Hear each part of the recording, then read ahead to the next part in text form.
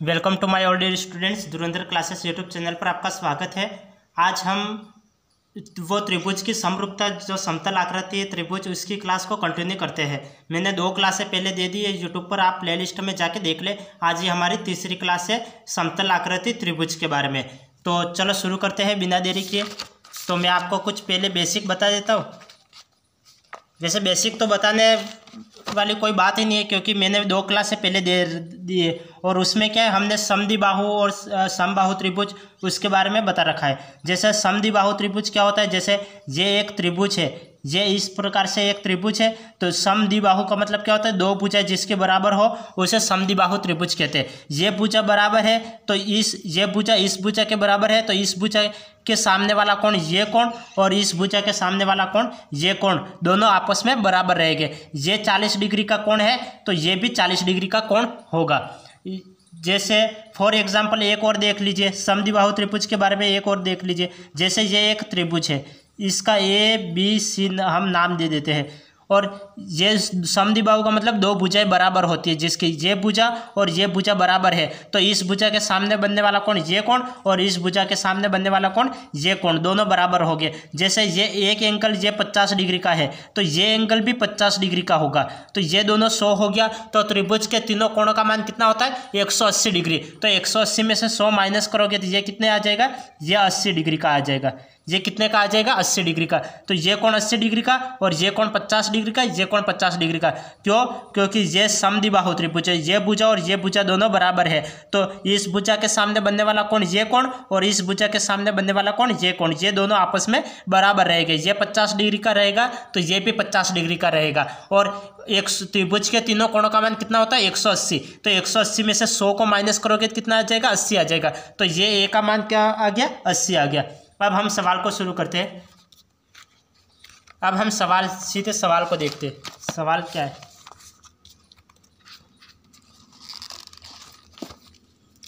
ये सवाल देखिए। अब दिए गए चित्र में AB = AC, ये चित्र दे रखा है, इसमें AB = AC, ये भुजा और ये भुजा आपस में क्या है, बराबर है।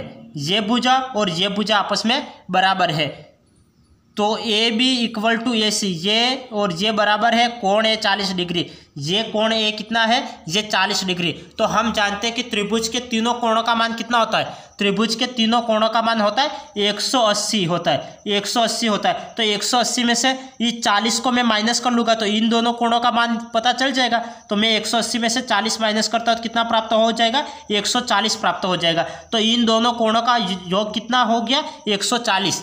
इन दोनों कोणों का योग कितना हो गया, 140। अब ये भुजा और ये भुजा बराबर है, तो इस भुजा के सामने बनने वाला कोण ये कोण और इस भुजा के सामने बनने वाला कोण ये कोण, ये आपस में बराबर रहेंगे। तो 140 का आधा आधा कर लो, 140 का आधा करोगे तो कितना आ जाएगा, 70। तो ये कोण भी 70 डिग्री का होगा और ये कोण भी, ये पूरा कोण भी कितना का होगा, 70 डिग्री का होगा। ये पूरा कोण 70 में कहाँ लिख लूँ, इधर बाहर की तरफ लिख लेता। ये पूरा कोण कितने का होगा, 70 डिग्री का होगा। ये पूरा कोण कितने का होगा, 70 डिग्री का होगा। अब क्या है, ये मतलब इस कोण को क्या है, समद्विभाजित कर लिया है, मतलब इस कोण को 2 भागों में बांट लिया है। तो अब ये क्या बोल रहा है, तथा BC = CP, ये BC = CP, ये दोनों भुजाएं बराबर है। ये BC = CP, ये बराबर है। तो ACP हमें क्या, इसका मान ज्ञात करना है, हमें इसका मान ज्ञात करना है। तो ये पूरी भुजा कितने की है, ये पूरी भुजा 70 की है, ये पूरी भुजा 70 की है। यदि मुझे इस भुजा का मान पता चल जाए, मुझे इस भुजा का मान पता चल जाए तो मैं ये भुजा आसानी से निकाल लूँगा। तो मुझे पहले क्या, इस भुजा का मान पता करना है, इस भुजा का मान पता करना है। तो ये कैसे पता करोगे, ये टोटल तो 70 है, लेकिन ये दोनों भुजाएं कितने कितने की है ये हमें देखनी है। तो ये भुजा बराबर है, ये भुजा और ये भुजा बराबर है, तो इस भुजा के सामने बनने वाला कोण ये कोण, इस भुजा के सामने बनने वाला कोण ये कोण और इस भुजा के सामने बनने वाला कोण ये कोण, ये भी आपस में बराबर होने चाहिए। तो इस भुजा के सामने कौन सा कोण बन रहा है, ये कोण बन रहा है, और इस भुजा के सामने कौन सा कोण बनेगा, ये कोण बनेगा। तो ये आपस में बराबर, ये 70 डिग्री का है तो ये भी कितने का होगा, ये 70 डिग्री का है तो ये भी कितने का होगा, ये भी 70 डिग्री का होगा। ये 70 डिग्री का है तो ये भी 70 डिग्री का होगा। तो ये ये छोटा त्रिभुज देखो, ये छोटा त्रिभुज, तो ये 70 और 70 कितना हो गए, 70 और 70 140 हो गए, 140। तो त्रिभुज के तीनों कोणों का मान कितना होता है, 180 होता है। 180 में से मैं 140 माइनस करूँगा, कितना बचेगा, 40 बचेगा। तो ये कोण कितने का हो गया, ये 40 का हो गया। ये कोण कितने का हो गया, तो ये 40 का हो गया। अब ये टोटल कोण कितने का था, टोटल कोण 70 का था। 70 में से ये 40 माइनस करोगे तो इसका मान पता चल जाएगा। 70 में से 40 को माइनस करोगे तो ये कितना आ जाएगा, ये 30 डिग्री। तो 30 डिग्री का ये रहा, तो 30 डिग्री इसका आंसर आ गया। 30 डिग्री इसका आंसर आ गया। हमें पूछा क्या था, यही पूछा था ACP इसका मान ज्ञात करना था। तो ये ACP कितना निकल गया, 30 डिग्री निकल गया। तो इसका आंसर क्या आ गया, 30 डिग्री इसका आंसर आ गया। कैसे निकला, यदि किसी स्टूडेंट को नहीं समझ में आया है तो एक बार वापस देखें। मैं इस सवाल को वापस रिपीट कर रहा हूँ, यदि नहीं समझ में आया है तो एक बार ध्यानपूर्वक वापस देख ले। दिए गए चित्र में ये हमें चित्र दे रखा है, इसमें कितने त्रिभुज बन रहे हैं वो देखिए। ये एक तो ये बड़ा त्रिभुज बन रहा है, ये छोटा त्रिभुज बन रहा है और ये छोटा त्रिभुज फिर बन रहा है, मतलब 3 त्रिभुज बन रहे हैं टोटल मिला के। दिए गए चित्र में AB = AC, ये AB भुजा किसके बराबर है, AC के बराबर है। तो ये भुजा इस भुजा के बराबर है, तो इस भुजा के सामने बनने वाला कोण ये कोण और इस भुजा के सामने बनने वाला कोण ये कोण, ये भी आपस में बराबर रहेंगे। कोण A कितना दे रखा है, 40 डिग्री, ये 40 डिग्री दे रखा है। तो त्रिभुज के तीनों कोणों का मान कितना होता है, 180 होता है। तो 180 में से मैं 40 माइनस करूंगा, कितना प्राप्त हो जाएगा, 180 में से मैंने 40 माइनस किए तो 140 प्राप्त हो गया। तो इन दोनों कोणों का योग कितना होना चाहिए, 140 होना चाहिए। तो इस भुजा के, ये समद्विबाहु त्रिभुज है, इस भुजा के सामने वाला कोण ये कोण और इस भुजा के सामने वाला कोण ये कोण, ये आपस में बराबर होंगे, क्योंकि समद्विबाहु त्रिभुज है, 2 भुजाएं बराबर है, तो 2 भुजाएं बराबर है तो 2 कोण भी बराबर हो गए। तो ये 40 डिग्री माइनस करो तो 140 हो गए। तो 140 का आधा करो, कितना हो जाएगा, 140 का आधा करोगे 70 हो जाएगा। तो ये कोण भी 70 डिग्री हो जाएगा और ये पूरा कोण भी 70 डिग्री हो जाएगा, ये पूरा कोण भी 70 डिग्री हो जाएगा। अब आगे क्या पूछा है, BC = CP, ये BC = CP, ये दोनों भुजाएं भी आपस में बराबर है। तो 2 भुजाएं बराबर है तो 2 कोण भी बराबर हो गए। तो इस भुजा के सामने बनने वाला कोण ये कोण और इस भुजा के सामने बनने वाला कोण ये कोण, ये आपस में बराबर रहेंगे। ये 70 डिग्री का कोण है तो ये भी 70 डिग्री का कोण बनेगा। तो ये 70 और 70 कितने हो गए, 140 हो गए। त्रिभुज के तीनों कोणों का मान कितना होता है, 180 होता है। त्रिभुज के तीनों कोणों का मान कितना होता है, 180। 180 में से 70 और 70 140, 140 माइनस करोगे कितना प्राप्त हो जाएगा, 40 प्राप्त हो जाएगा। तो इस कोण का मान कितना आ गया, 40 डिग्री। इस कोण का मान 40, टोटल कितना है, टोटल 70 है। 70 में से 40 माइनस करोगे तो इसका मान पता चल जाएगा। तो मैंने 70 में से 40 माइनस किया तो ये 30 आ गया, तो ये 30 डिग्री। तो हमें पूछा क्या था, ACP, तो ACP कितना आ गया, 30 डिग्री। 30 डिग्री इसका आंसर आ गया, 30 डिग्री इसका आंसर आ गया। अब नेक्स्ट सवाल देखिए। अब नेक्स्ट सवाल क्या है, दिए गए चित्र में त्रिभुज ABC में AB = AC, ये दोनों भुजाएं बराबर है। 2 भुजाएं बराबर है तो 2 कोण भी बराबर हो गए। कैसे, इस भुजा के सामने बनने वाला कोण ये कोण और इस भुजा के सामने बनने वाला कोण ये कोण, ये दोनों आपस में बराबर हो गए। ये दोनों आपस में क्या हो गए, बराबर हो गए, ये बराबर हो गए। तथा कोण B = 2 कोण A, कोण B = 2 कोण A, मतलब कोण B है वो कोण A का 2 गुना है। ये हमें पूछ रहा है, ये हमें क्या बता रहा है, कोण B है वो कोण A का 2 गुना है, ये हमें दे रखा है। तो कोण C का मान है, हमें कोण C का मान ज्ञात करना है। तो कोण C का मान ज्ञात करना है, तो कोण C का मान कैसे ज्ञात करोगे, जैसे मैं एक बार ये समझ लेता हूँ कि ये कोण B = 2 कोण A, तो कोण B, ये कोण A और ये कोण B है। तो कोण B है वो कोण A का 2 गुना है, कोण B है वो कोण A का 2 गुना है, कोण B कोण A का 2 गुना। तो ये तो 1 गुना होगा तब ये 2 गुना होगा ना, ये 1 गुना होगा तब ये 2 गुना। कोण B कोण ए का 2 गुना है, तो ए 1 होगा तब ये 2 गुना होगा ना, तो कोण बी का मान कितना आ जाएगा 2। जैसे ए का मान, ये इसका मान है, ए का मान है 1x मान है और इसका मान है ये 2 गुना है, तो ये 2x हो जाएगा। तो ये इस भुजा के सामने बनने वाला कोण ये कोण और इस भुजा के सामने बनने वाला कोण ये कोण, ये आपस में बराबर हो गए, तो ये भी 2x का बनेगा, ये भी 2x बनेगा और ये 1x बनेगा।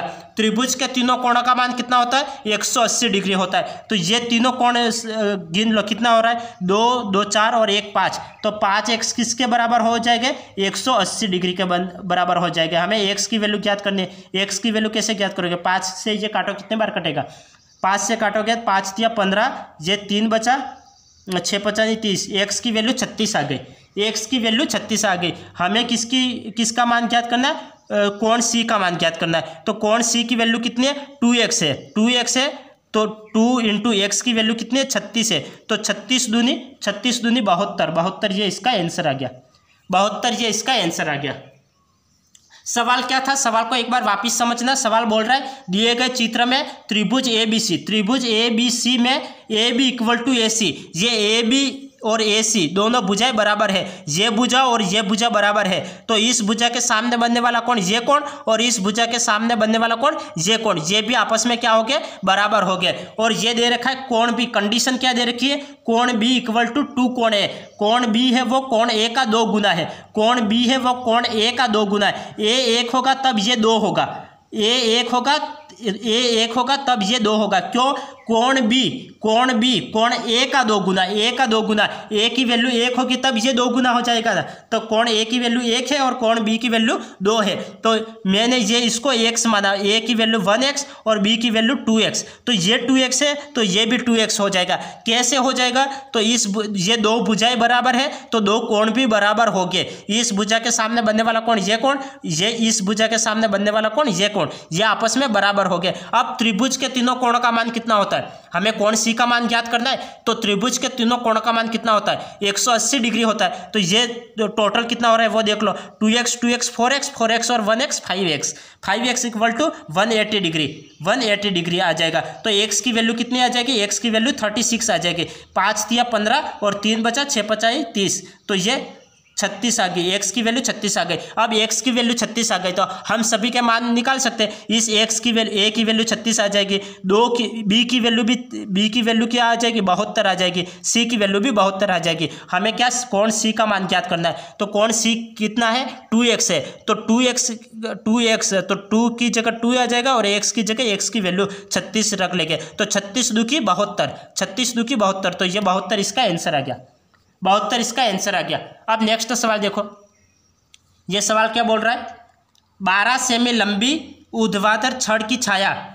12 सेमी लंबी ऊर्ध्वाधर छड़ की छाया, मतलब ऊर्ध्वाधर का मतलब खड़ी लाइन, और क्षैतिज और ऊर्ध्वाधर वो तो आपने 10वीं में पढ़ रखा होगा। क्षैतिज मतलब ये इस तरह की लाइन वो क्षैतिज होती है और ऊर्ध्वाधर इस तरह की, जैसे ये क्षैतिज लाइन हो गई और ऊर्ध्वाधर ये ऊर्ध्वाधर लाइन हो गई और ये क्षैतिज लाइन होगी, तो इस तरह से। तो ये क्या बोल रहा है 12 सेमी लंबी ऊर्ध्वाधर छड़ की छाया, तो ये छड़ है ऊर्ध्वाधर छड़ है, उसकी लंबाई कितनी है 12 सेमी लंबी ऊर्ध्वाधर छड़ की छाया जमीन पर 8 सेमी लंबी है। इस छड़ की छाया कैसे बनेगी, ये छड़ है 12 सेमी और इसकी छाया इधर ऐसे बनेगी, तो इसकी लंबाई कितनी 8 सेमी, ये कितनी है 8 सेमी है, 8 सेमी लंबी है। यदि उसी समय एक मीनार की छाया, ये तो छड़ की छाया और मीनार की छाया की लंबाई 40 मीटर, ये एक मीनार है, ये 2 मिनट, ये ऐसे खड़ी लाइन बनाना, ये एक मीनार है और मीनार की छाया की लंबाई कितनी है, ये छाया की लंबाई 40 मीटर है, तो मीनार की ऊंचाई है, तो हमें इस एच की वैल्यू हमें ज्ञात करनी है। तो ये एच की वैल्यू कैसे ज्ञात करेंगे, ये जितना गुना होगा तो ये भी उतना ही गुना होगा। ये कितना गुना है 8 5 40, ये 5 गुना है, तो इसका भी 5 गुना करो, इसका 5 गुना करोगे तो कितना हो जाएगा 12 5 60, तो ये एच की वैल्यू कितनी आ जाएगी 60, तो 60 मीटर इसका आंसर आ गया, 60 मीटर इसका आंसर आ गया, 60 मीटर इसका आंसर आ गया। सवाल क्या बोल रहा था, सवाल बोल रहा था 12 सेमी लंबी ऊर्ध्वाधर छड़ की छाया, तो ये क्या है, ये एक छड़ है, ये एक क्या है, ये छड़ है, ये ऊर्ध्वाधर रखी हुई है। ये छड़ कितनी लंबाई है, 12 सेमी लंबाई है। इसकी छाया बनेगी इधर 8 सेमी लंबी छाया बनेगी, इधर 8 सेमी लंबी छाया बनेगी। अब क्या बोल रहा है, यदि उसी समय एक मीनार की छाया, ये तो छड़ है और ये क्या है, ये मीनार है। ये क्या है, ये मीनार है और मीनार की छाया कितनी है, यहाँ पे तो इसकी ये छड़ की ऊंचाई है तो ये मीनार की ऊंचाई आएगी। ये छड़ की छाया है तो यहाँ पे छाया आएगी। तो ये छाया की लंबाई कितनी दे रखी है, 40 मीटर दे रखी है। मीनार की छाया की लंबाई है 40 मीटर है। तो मीनार की ऊंचाई, हमें इस ऊंचाई की वैल्यू हमें ज्ञात करनी है। तो ये जितना गुना होगा उतना ही ये होगा। तो ये 8 × 40 होता है, ये 5 गुना है। तो इसका भी 5 गुना करो, इसका 5 गुना करोगे तो कितना हो जाएगा, 12 × 5 60। तो ये 60 मीटर इसका आंसर आ गया। तो मीनार की ऊंचाई कितनी हो गई, 60 मीटर। मीनार की ऊंचाई कितनी हो गई, 60 मीटर। और छड़ की ऊंचाई 12 मीटर है, 12 सेमी है। और मीनार की ऊंचाई कितनी, 60 सेमी आ जाएगी, 60 मीटर आ जाएगी। मीनार की ऊंचाई कितनी आ जाएगी, 60 मीटर आ जाएगी। तो 60 मीटर इसका आंसर आ गया, 60 मीटर इसका आंसर आ गया। यदि मैं एक सवाल आपको दे दूं तो आप कर लोगे, इस मीनार के संबंधित में एक सवाल आपको दे दूं तो आप कर लोगे। मैं एक सवाल देता हूँ तो आप इस सवाल को करना। जैसे मैंने एक सवाल तो मैंने खुद ने करके बताया, अब एक सवाल आप करोगे, क्योंकि जब तक आप खुद प्रैक्टिस नहीं करोगे तब तक नहीं सीख पाओगे। जैसे एक छड़ की लंबाई, ये छड़ है, ये छड़ है, इस छड़ की लंबाई है समझ लो 12 मीटर। एक छड़ की लंबाई है वो 12 मीटर है। और इस छड़ की छाया बन रही है, जमीन पर छाया बनेगी वो 8 मीटर की बनेगी, 8 मीटर की। एक छड़ की लंबाई 12 मीटर है और छड़ की छाया बनेगी 8 मीटर। यदि एक मीनार है और एक ये मीनार है और मीनार की ऊंचाई हमें ज्ञात करनी है और मीनार की जो छाया बन रही है वो 64 मीटर बन रही है। मीनार की छाया बन रही है 64 मीटर। तो मीनार की ऊंचाई क्या होगी, तो ये ऊंचाई हमें ज्ञात करनी है। तो कैसे ज्ञात करोगे, इस सवाल को आप खुद करके देखो। जब तक आप खुद नहीं करोगे तब तक आप एग्ज़ाम क्रैक कर पाना संभव नहीं है। तो आप खुद प्रैक्टिस करिए। तो ये कितना गुना है, ये 8 गुना है, 8 × 8 64, ये 8 गुना है। तो ये भी कितना गुना हो जाएगा, ये भी 8 गुना हो जाएगा। तो 12 × 8 कितना होता है, 12 × 8 96। तो ये मीनार की ऊंचाई कितनी हो गई, 96 मीटर आ जाएगी। मीनार की ऊंचाई कितनी आ गई, 96 मीटर। तो 96 इसका आंसर आ गया, 96 इसका आंसर आ गया।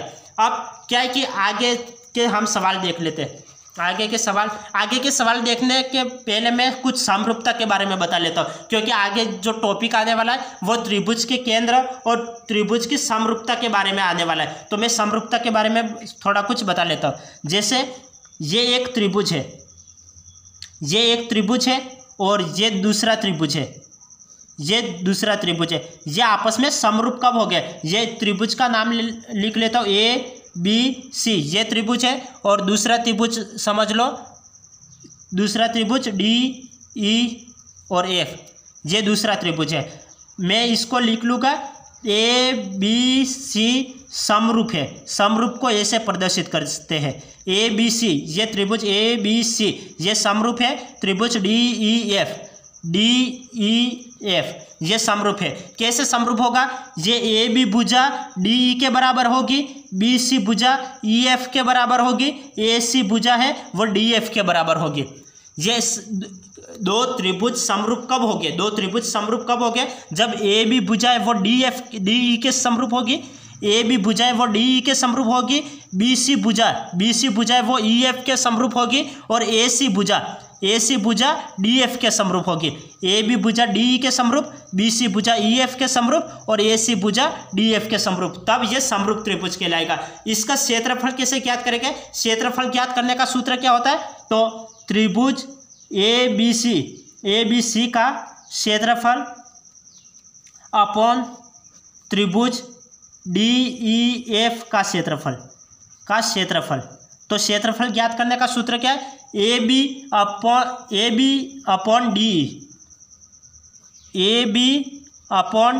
DE का होल स्क्वायर इक्वल होगा ये BC upon DEF, BC upon EF का होल स्क्वायर, ये इक्वल होगा AC अपॉन DF का ये टोटल होल स्क्वायर होगा, टोटल होल स्क्वायर। तो इसका क्षेत्रफल क्या हो जाएगा, त्रिभुज ए बी सी का क्षेत्रफल अपॉन त्रिभुज डी ई एफ का क्षेत्रफल। ये क्षेत्रफल हो जाएगा A B upon D E का होल स्क्वायर, ये इक्वल हो जाएगा B C upon E F का होल स्क्वायर और A C upon D F का whole square, A C upon D F का होल स्क्वायर, ये हो जाएगा। फॉर एग्जाम्पल देख लो, आप जब तक एग्जाम्पल नहीं करोगे तब तक ये समझ पाना मुश्किल है। जैसे ये त्रिभुज है ए बी सी और ये दूसरा त्रिभुज है डी ई और एफ, डी ई एफ। ये ए बी की भुजा की लंबाई है वो 3 सेमी है, डी ई की लंबाई है वो 4 सेमी है। तो इसका क्षेत्रफल क्या हो जाएगा, इसका क्षेत्रफल क्या हो जाएगा, ये दो त्रिभुज दे रखे हैं, ये दोनों त्रिभुज के आपस में समरूप है, ए बी सी त्रिभुज समरूप है डी ई एफ के, तब ए बी की भुजा दे रखी है 3 सेमी और डी ई की भुजा दे रखी है 4 सेमी। तो इसका हमें क्षेत्रफल निकालना है। तो क्षेत्रफल क्या हो जाएगा, क्षेत्रफल हो जाएगा इसका स्क्वायर और अपॉन इसका स्क्वायर, 3 का स्क्वायर 9 और 4 का स्क्वायर 16, ये इसका क्षेत्रफल हो जाएगा। क्योंकि A B upon D E, ये रहा ए बी अपॉन डी का होल स्क्वायर, तो ये 3 का स्क्वायर करो, होल स्क्वायर है तो 3 का स्क्वायर करो, 3 का स्क्वायर 9, 4 का स्क्वायर 16, तो इसका क्षेत्रफल क्या आ गया 9 अपॉन 16। एक एग्जाम्पल और देख लो, जैसे ये त्रिभुज है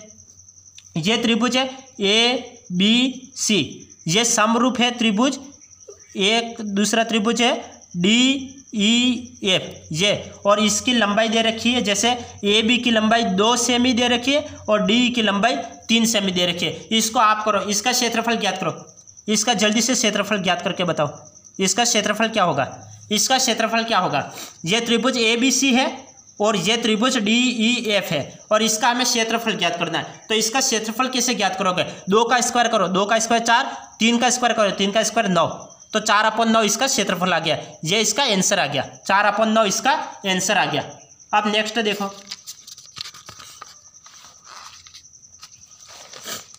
अब ये देखो, यदि क्षेत्रफल दे रखा है और हमें भुजा की लंबाई निकालनी है तो वो कैसे निकालेंगे। जैसे फॉर एग्जांपल देख लो, ये एक त्रिभुज दे रखा है, ये एक त्रिभुज है ए बी सी, ये त्रिभुज है, और दूसरा त्रिभुज है ये रहा डी ई एफ, और उनका क्षेत्रफल दे रखा है, हमें उनका क्षेत्रफल दे रखा है। जैसे फॉर एग्जांपल समझ लो 16 अपॉन 25, ये हमें क्षेत्रफल दे रखा है। तो हमें इसके भुजा की लंबाई ज्ञात करनी है, तो ए बी और डी की लंबाई ज्ञात करनी है, ए बी और डी की लंबाई ज्ञात करनी है। तो ये कैसे निकालेंगे, तो क्षेत्रफल में क्या होता है, क्षेत्रफल में भुजा का वर्ग करते हैं, तो ये तो वर्ग पहले से दे रखा है। 16 किसका वर्ग होता है, 4 का वर्ग होता है, 25 किसका वर्ग होता है, 5 का वर्ग होता है। तो ये ए बी की लंबाई कितनी हो गई, ए बी की लंबाई हो गई 4 सेमी और डी ई की लंबाई कितनी हो गई 5 सेमी।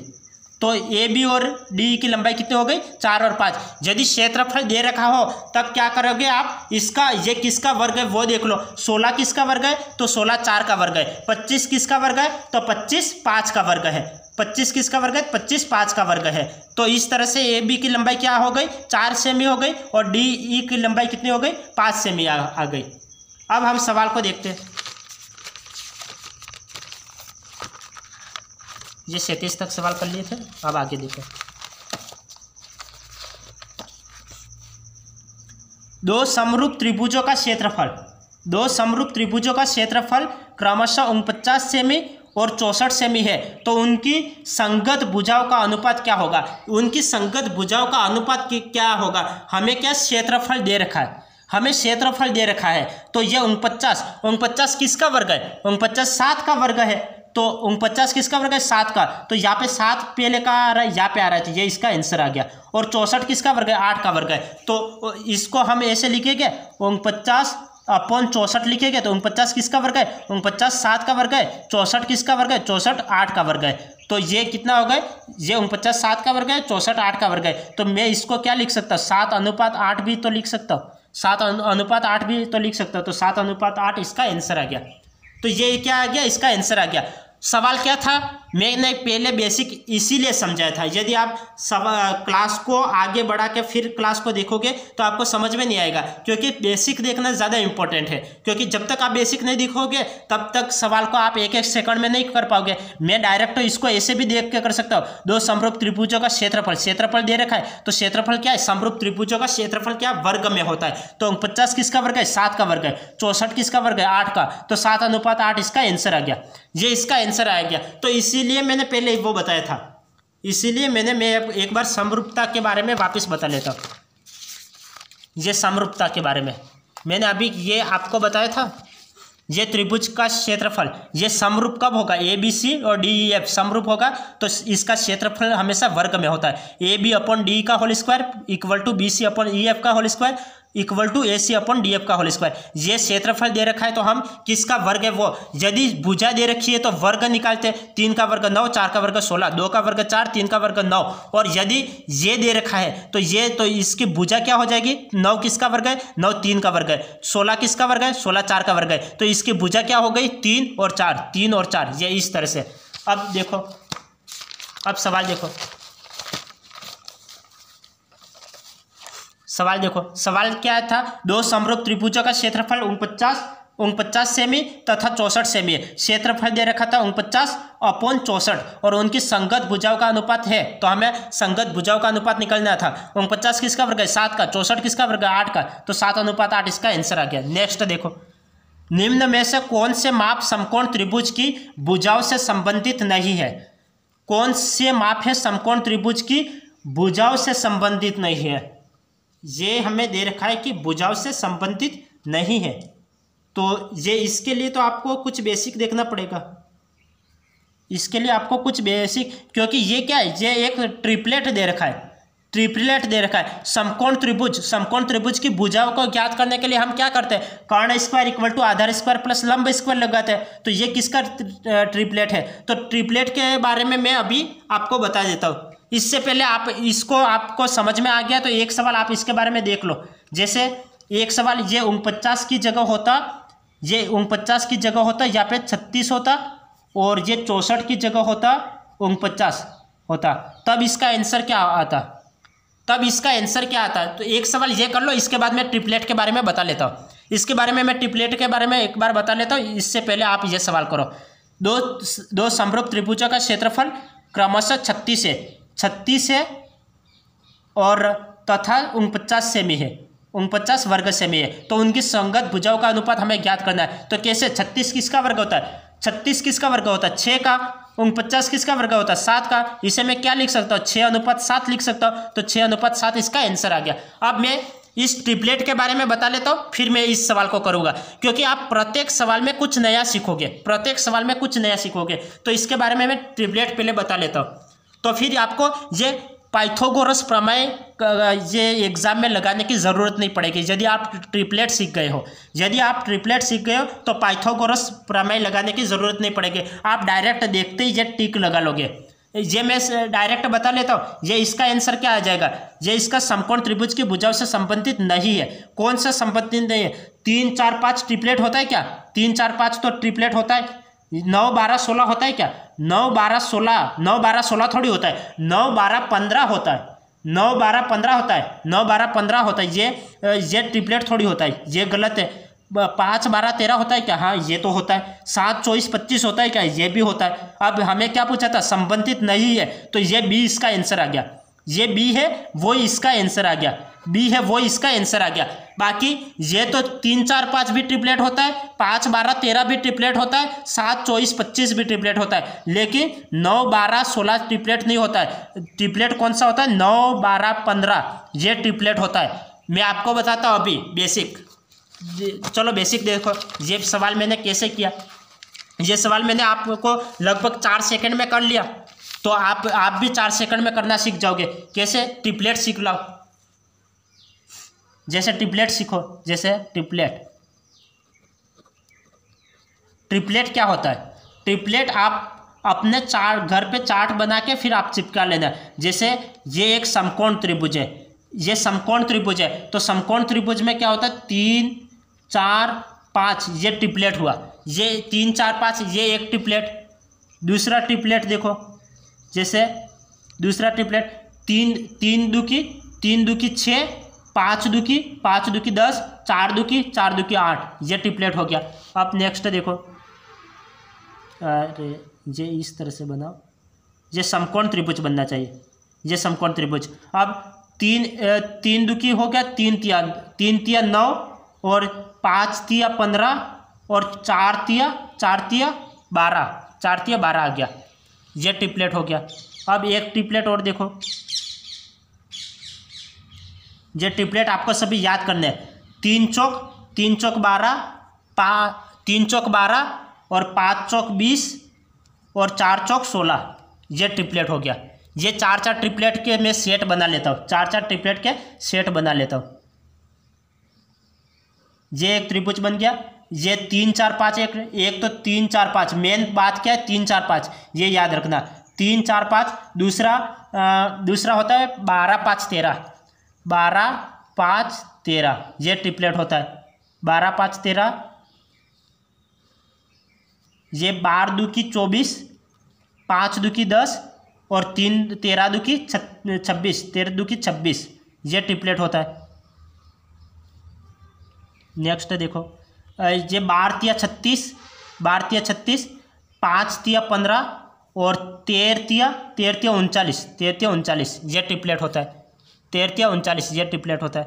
अब एक ट्रिपलेट और देखो, ये 12 चौक 48, 5 चौक 20 और 13 चौक 52, ये ट्रिपलेट होता है। 13 चौक 52, ये ट्रिपलेट होता है। अब नेक्स्ट ट्रिपलेट देखो, ये छोटे ट्रिपलेट बना लेता हूँ। ये एक तो 3 4 5 ट्रिपलेट होता है, ये याद रखना।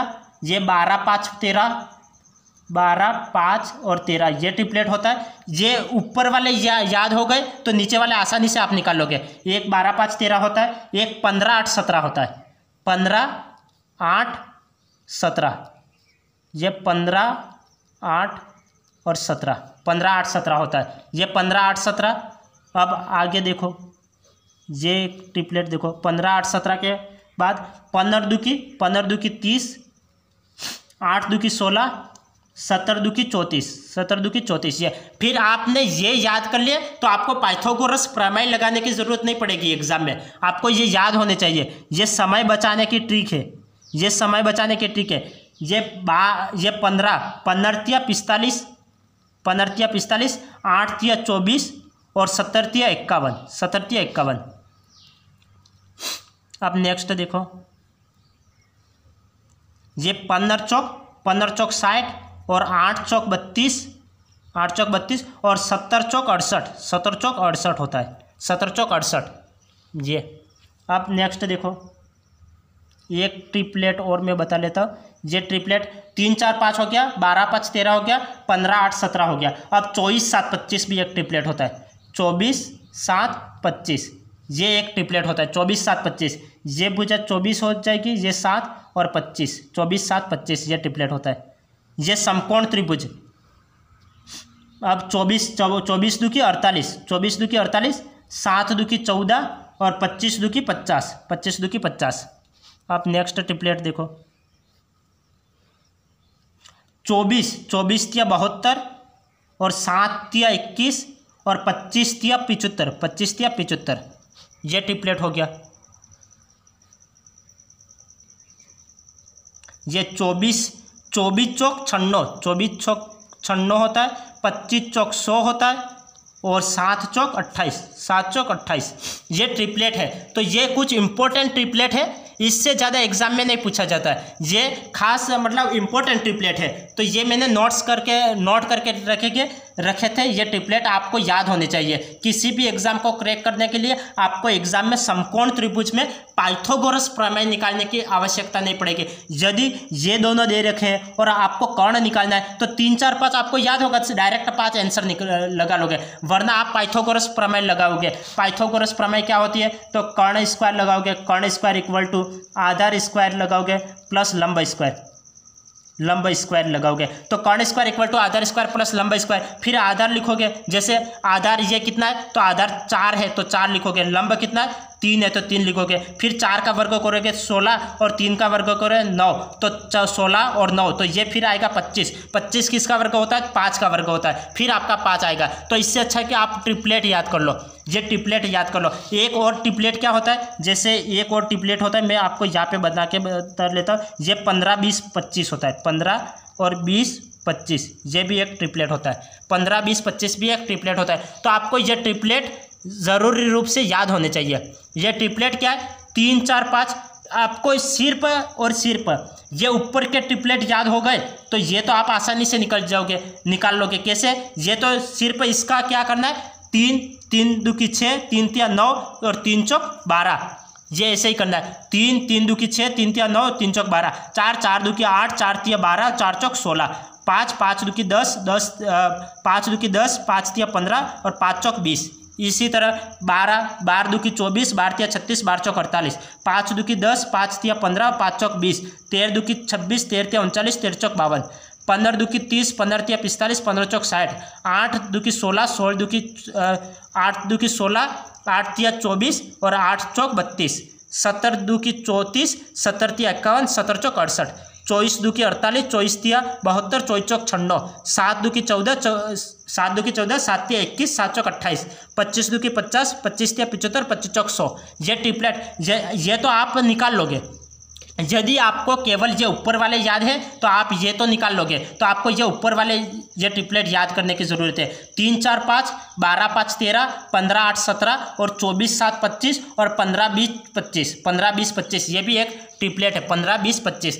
यदि आप ये ट्रिपलेट नहीं याद करोगे तो आपको एग्जाम में क्या करना पड़ेगा, ये सूत्र लगाना पड़ेगा, फिर आधार का मान रखना पड़ेगा, लंब का मान रखना पड़ेगा, फिर इनका वर्ग करना पड़ेगा, फिर जोड़ना पड़ेगा और फिर ये किसका वर्ग है वो देखना पड़ेगा। तब जाके आपको कर्ण निकलेगा, आधार निकलेगा और लंब निकलेगा। और इससे अच्छा है कि आप ट्रिपलेट याद कर लो। अब हम सवाल को देखते हैं। सवाल क्या बोल रहे हैं? सवाल बोल रहे निम्न में से कौन सा माप समकोण त्रिभुज की भुजाओं से संबंधित नहीं है? कौन सा नहीं है? तो 9, 12, 15 होता है, 9, 12, 15 होता है। आप ट्रिपलेट के आपने स्क्रीनशॉट खींच ली होगी, यदि नहीं खींची है तो वीडियो को वापस रिपीट करके स्क्रीनशॉट खींच ले। फिर आप देखो 9, 12, 15 होता है, 9, 12, 16 नहीं होता है, तो ये गलत आंसर है। तो हमें गलत ही पूछा था, ये इसका आंसर आ गया। अब नेक्स्ट सवाल देखो। नेक्स्ट सवाल क्या है? ये तो होता है 3, 4, 5 भी होता है, 5, 12, 13 भी होता है, 7, 24, 25 भी होता है, लेकिन ये नहीं होता है। 9, 12, 15 होता है, जबकि यहाँ पे क्या दे रखा है? 9, 12, 16 दे रखा है, तो यही गलत आंसर है। तो यही पूछा था, ये इसका आंसर। अब नेक्स्ट क्या है? नेक्स्ट दे रखा है एक 25 मीटर लंबी सीढ़ी, एक 25 मीटर लंबी सीढ़ी, एक 25 मीटर ये लंबी सीढ़ी है। इसकी सीढ़ी जैसे सवाल बोल रहा है वैसे हम करते जाते हैं। ये 25 मीटर लंबी सीढ़ी, इसकी नहीं, ये तो सीढ़ी को ऐसे थोड़ी रखा जाता है। सवाल क्या पूछ रहा है, सवाल को एक बार पूरा पढ़ते फिर देखते। एक 25 मीटर लंबी सीढ़ी एक कमरे के ऊर्ध्वाधर दीवार, तो ये तो कमरे की ऊर्ध्वाधर दीवार के सहारे इस प्रकार रखिए। ये तो कमरे की ऊर्ध्वाधर दीवार है, ये कमरे की दीवार है और इस पे एक सीढ़ी रखिए। तो हम सीढ़ी को इस तरह से रखते हैं, हम सीढ़ी को इस तरह, ये कमरे की दीवार है, हम सीढ़ी को इस तरह से रखते हैं। तो इस प्रकार रखिए कि सीढ़ी की दीवार, ये सीढ़ी की दीवार के पाद से, सीढ़ी की दीवार के पाद से 7 मीटर की दूरी पर है। इस दीवार, ये दीवार का पाद है और ये सीढ़ी का पाद है, तो इनके मध्य की दूरी कितनी है? 7 मीटर की है, 7 मीटर है। यदि सीढ़ी का ऊपरी सिरा दीवार पर 4 मीटर नीचे खिसकता है, जैसे पहले दीवार इस तरह से थी, पहले दीवार इस तरह से थी और फिर ये सीढ़ी है वो 4 मीटर नीचे आ गई, तो ये दीवार थी तो ये 4 मीटर नीचे आ गई, 4 मीटर नीचे आ गई, ये 4 मीटर नीचे आ गई, 4 मीटर नीचे आ गई। नीचे सरकता है तो सीढ़ी का पाद फर्श पर कितने मीटर खिसकेगा? सीढ़ी का पाद है वो फर्श से कितने मीटर खिसकेगा, ये हमें पूछ रखा है, ये हमें पूछा है। तो सवाल क्या बोल रहा है, सवाल को वापस समझते हैं। एक 25 मीटर लंबी सीढ़ी, ये सीढ़ी की लंबाई कितनी दे रखी है? 25 दे रखी है और इसके ये एक 25 मीटर लंबी सीढ़ी, ये 25 मीटर लंबी सीढ़ी एक कमरे की ऊर्ध्वाधर दीवार के सहारे इस प्रकार रखी है कि सीढ़ी दीवार के पाद से, सीढ़ी है वो दीवार के पाद से 7 मीटर की दूरी पर है। यदि सीढ़ी का ऊपरी सिरा दीवार पर 4 मीटर नीचे सरकता है, 4 मीटर नीचे सरकता है, 4 मीटर नीचे सरकता है, तो सीढ़ी का पाद फर्श पर कितने मीटर खिसकेगा, सीढ़ी का पाद फर्श पर कितने मीटर खिसकेगा, यह हमें ज्ञात करना है। तो हम जानते हैं कि ट्रिपलेट क्या होता है, ट्रिपलेट होता है 24 7 25 होता है, 24 7 25। यह हमें एच मतलब हाइट निकालनी है, ये समकोण त्रिभुज है, इसकी ऊंचाई निकालनी है, मतलब कर्ण स्क्वायर इक्वल टू आधार स्क्वायर प्लस लंब स्क्वायर। तो लंब की वैल्यू ज्ञात करनी है, तो लंब की वैल्यू हम सूत्र से नहीं करेंगे, आप डायरेक्ट ट्रिपलेट देखो। ट्रिपलेट क्या होता है 24 7 25 होता है, तो एच की ऊंचाई की एच की लंबाई एच कितनी हो गई 24 हो गई, 24 7 25, ये 24 7 25 कैसे आएगा 24, आप ट्रिपलेट देखो, मैं ट्रिपलेट आपको साथ साथ में दिखाता जाता हूँ। ट्रिपलेट देखो 24 7 25 का है, 24 7 25, ये आप देखो 24 7 25, ये रहा 24 7 25, तो ये ऊंचाई कितनी हो गई 24 आ गई, ये दीवार ये सीढ़ी की लंबाई 25 और ये 7 आधार क्या है 7 और ये 24, तो 24 7 25 ये रहा। अब देखो अब सवाल पे आए, अब हमें ट्रिपलेट याद थे तो हमने डायरेक्ट कर लिया, इसकी ऊंचाई कितनी हो गई 24 आ जाएगी, तो 24 7 25, तो दीवार कितनी है 24, तो ये 4 मीटर नीचे खिसकता है, तो इसकी ऊंचाई कितनी हो गई, इसकी ऊंचाई 20 ही रही, इसकी ऊंचाई कितनी हो गई 20 ही रही, 20 ही रही। और ये सीढ़ी तो एज इट इज रहेगी, सीढ़ी तो कम ज़्यादा थोड़ी होगी, तो ये ट्रिपलेट किसका होता है, ये 20 15 25 होता है, 20 15 25 होता है। तो ये हमें ज्ञात करना था, ये फर्श पर कितने मीटर खिसकेगा, तो इसकी आधार की लंबाई हमें ज्ञात करनी थी, तो ये 20 15 25 होता है, तो ये आधार कितना आ गया 25 आ गया। तो कितने मीटर खिसकी, पहले 7 था अब 15 मीटर हो गए, तो टोटल कितने मीटर खिसकी 8 मीटर खिसकी, कितने मीटर खिसकी तो 8 मीटर खिसकी, तो 8 मीटर इसका आंसर आ गया, 8 मीटर इसका आंसर आ गया। पहले ऊंचाई कितनी थी 24 थी, अब 4 मीटर नीचे खिसकी तो ये 20 हो गई, तो अब पहले सीढ़ी की लंबाई 25 थी, अब भी 25 ही रहने वाली, कम ज़्यादा होने में है। अब यहाँ पे 24 7 25 का ट्रिपलेट होता है, यहाँ पे 20 15 25 का ट्रिपलेट होता है, तो 7 15 में से 7 को माइनस करो तो 8 मीटर इसका आंसर आ गया, 8 मीटर इसका आंसर आ गया। अब नेक्स्ट हम सवाल को देखते हैं, नेक्स्ट सवाल क्या है, नेक्स्ट सवाल को देखिए। दिए गए चित्र में डी व ई क्रमशः ए बी व ए सी के मध्य बिंदु हो तो निम्न में से सही संबंध है, निम्न में से सही संबंध है। तो ये तो क्या आ गया, ये तो समरूप के त्रिभुज के बारे में आ गया, तो समरूप त्रिभुज के बारे में देख लो, ये समरूप त्रिभुज का सवाल आ गया, समरूप त्रिभुज के बारे में देख लो। जैसे ये एक त्रिभुज है, ये एक त्रिभुज है, इस त्रिभुज को हमें ए बी सी नाम ले लेता हूँ, ए बी सी नाम लिख लिया। यदि मैं इसको ऐसे बोलूँ कि ए बी सी ये त्रिभुज है, ए बी और सी ये त्रिभुज है, और उनके मध्य बिंदु है, ए बी का मध्य बिंदु है वो डी है, और ए सी का मध्य बिंदु है वो ई है। ए बी का मध्य बिंदु डी है और ए सी का मध्य बिंदु ई है, तो इसको मैं मिला लेता हूँ, तो और डी ई पैरेलल होगा बी सी, ये डी ई किसका पैरेलल होगा बी सी का पैरेलल होगा। तो मैं इसको क्या लिख सकता हूँ, यदि ये दोनों पैरेलल है, ये दोनों समान है, डी ई समान है बी सी के, तो ये दोनों भी समान हो गया। यदि डी ई बराबर है बी सी के, मैं इसको लिख लेता हूँ, डी ई अगर मध्य बिंदु है, अगर मध्य बिंदु है,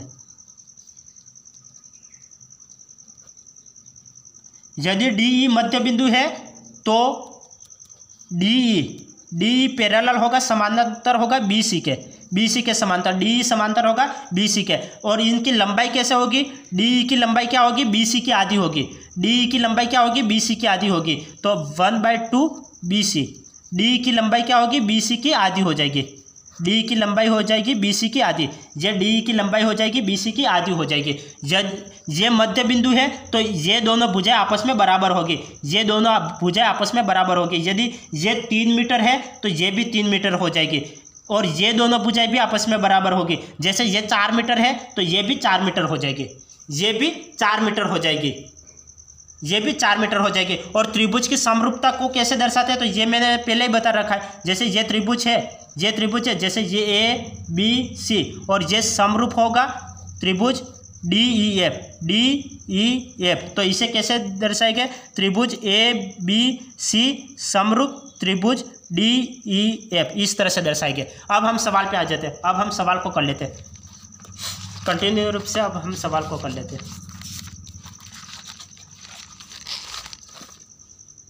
सवाल क्या है? दिए गए चित्र में D व E क्रमशः AB और AC के मध्य बिंदु हो तो निम्न में से सही संबंध है। तो सही संबंध क्या है? तो ये सही संबंध क्या है ये हमें देखना है। तो सही संबंध क्या DE है वो समांतर होती है BC के। तो DE समानांतर होती है BC के। तो ये DE समानांतर का चिन्ह ऐसे होता है BC के। ये इसका राइट आंसर है। ये इसका राइट आंसर है। ये AB इक्वल टू AC ये गलत है। ये गलत है। AB और AC बराबर नहीं होते। AB और AC बराबर नहीं होते। ये दोनों आपस में बराबर होते हैं और ये दोनों आपस में बराबर होते हैं, जबकि ये और ये आपस में बराबर नहीं होते। ये गलत है। DE इक्वल टू BC ये इक्वल थोड़ी होते। ये होता है कि DE है वो BC का आधा होता है। ये DE है वो BC का आधा होता है। ये DE है वो BC का आधा होता है। ये इक्वल थोड़ी होते हैं। DE इक्वल टू BC तो ये गलत है। ये BC हाफ DE ये भी गलत है। ये संबंध ऐसे होता है DE का आधा होता है। ये DE है वो BC का आधा BC है वो आधा होता है। DE का आधा होता है BC। तो ये संबंध राइट है। ये गलत है। अब नेक्स्ट देखो। नेक्स्ट क्या है? दिए गए चित्र में D व E क्रमशः AB व AC के मध्य बिंदु हो तो निम्न में से सही संबंध है। इसमें से सही संबंध कौन सा है? AB इक्वल टू AC ये गलत हो गया। ये तो पहले ही गलत हो गया। DE है वो BC का आधा है। ये DE BC का आधा है। ये संबंध ये राइट है। ये BC वो DE का आधा। BC थोड़ी आधा होता है। ये गलत है। DE इक्वल टू BC ये भी गलत है। ये इक्वल थोड़ा होता है, पैरेलल होता है। DE पैरेलल होता है BC का और ये तो इक्वल दे रखा है। ये गलत है। ये DE पैरेलल BC ये राइट है। नेक्स्ट देखो। नेक्स्ट सवाल क्या है? दिए गए चित्र में BC इक्वल टू 8 मीटर। दिए गए चित्र में BC इक्वल टू कितना है? 8 मीटर 8 सेमी है। दिए गए चित्र में BC इक्वल टू 8 सेमी हो एवं D एवं E क्रमशः भुजा AB एवं AC के मध्य बिंदु हो तो DE का मान है। DE का मान हमें ज्ञात करना है। तो DE क्या होता है? इसका आधा होता है। ये 8 है तो ये क्या हो जाएगा? 4 हो जाएगा। तो 4 इसका आंसर आ गया। ये आधा होता है ना तो ये 4 इसका। ये 8 होगा तो ये 4 होगा, क्योंकि ये लंबाई बड़ी होती है और ये छोटी होती है। मैंने संबंध बता रखा है। संबंध क्या है? जो DE है वो BC का आधा होगा। DE है वो BC का आधा होगा। DE है वो BC का आधा होता है। सही संबंध यह होता है। तो हमें DE की वैल्यू ज्ञात करनी है। तो DE की वैल्यू कैसे ज्ञात करोगे? BC का आधा। BC की वैल्यू कितनी? 8। तो 1/2 इंटू 8 तो ये 4 हो जाएगा। तो 4 इसका आंसर आ जाएगा। नेक्स्ट से देखो। नेक्स्ट क्या है? दिए गए चित्र में यदि DE पैरेलल BC ये दोनों पैरेलल समानांतर है तो ये दोनों भुजाएं भी बराबर होगी और ये दोनों भुजाएं भी बराबर होगी। ये संबंध दे रखा है। संबंध क्या दे रखा है? DE पैरेलल BC ये इक्वल नहीं। DE इक्वल BC ऐसे आ गया तो ये गलत हो जाएगा। ये क्या हो जाएगा? गलत हो जाएगा। DE इक्वल टू BC आ गया तो गलत हो जाएगा। पैरेलल दे रखा है तो राइट है। तो पैरेलल दे रखा है तो ये भुजा और ये भुजा बराबर होगी और ये भुजा और ये भुजा बराबर होगी। तो ये क्या दे रखा है? DE पैरेलल BC व DE है वो BC का आधा है। तो आधा है तो AD 3 सेमी। AD है वो 3 सेमी है तो AB है AB की मान है तो ये 3 सेमी है तो ये भी 3 सेमी हो जाएगा, क्योंकि ये दोनों भुजा आपस में बराबर होगी। ये 3 सेमी तो ये भी 3 सेमी। हमें क्या पूछा है? AB की वैल्यू। A और B की वैल्यू हमें पूछा है। तो ये 3 और 3 6 तो 6 सेमी इसका आंसर आ गया। 6 सेमी इसका आंसर आ गया। अब नेक्स्ट देखो। नेक्स्ट क्या है? दिए गए चित्र में यदि MN parallel QR MN parallel QR ये पैरेलल दे रखा है। ये दोनों भुजाएं बराबर होगी और ये दोनों भुजाएं बराबर होगी। ये दोनों बराबर होगी और ये दोनों बराबर होगी। तथा PM 3 सेमी। ये PM है वो 3 सेमी, MQ 3 सेमी, MQ है वो भी 3 सेमी, PN 3.5, PN है वो 3.5 सेमी। तो ANR हमें इसकी वैल्यू ज्ञात करनी है, तो ये भी 3.5 होगी, ये भी 3.5 होगी, क्योंकि ये 3.5 है तो ये भी 3.5 होगी। तो ANR की वैल्यू हमें पूछी थी 3.5, इसका आंसर आ गया 3.5, इसका आंसर आ गया। क्योंकि ये दोनों भुजाएं बराबर होगी, ये 3 है तो ये भी 3 होगी, ये 3.5 है तो ये भी 3.5 होगी। तो ये 3.5 इसका आंसर आ गया, ये इसका आंसर आ गया। अब नेक्स्ट देखो, नेक्स्ट क्या है, दिए गए चित्र में PM 2 सेमी, ये PM है वो कितनी है 2 सेमी है, MQ 2 semi, MQ 2 semi, PR total 5 semi. ये टोटल दे रखा है P और R, ये टोटल दे रखा है 5 semi. MN parallel QR, MN parallel QR है, MN पैरेलल QR है, तो ये दोनों भुजाएं बराबर होगी और ये दोनों आपस में बराबर होगी। टोटल 5 सेमी तो 2.5 हो जाएगा, ये 2.5 हो जाएगा और ये 2.5 हो जाएगा। हमें क्या पूछा था, ANR की वैल्यू हमें पूछा था, ANR, तो ANR कितने हो गए 2.5, तो 2.5 इसका आंसर आ गया, 2.5 इसका आंसर आ गया।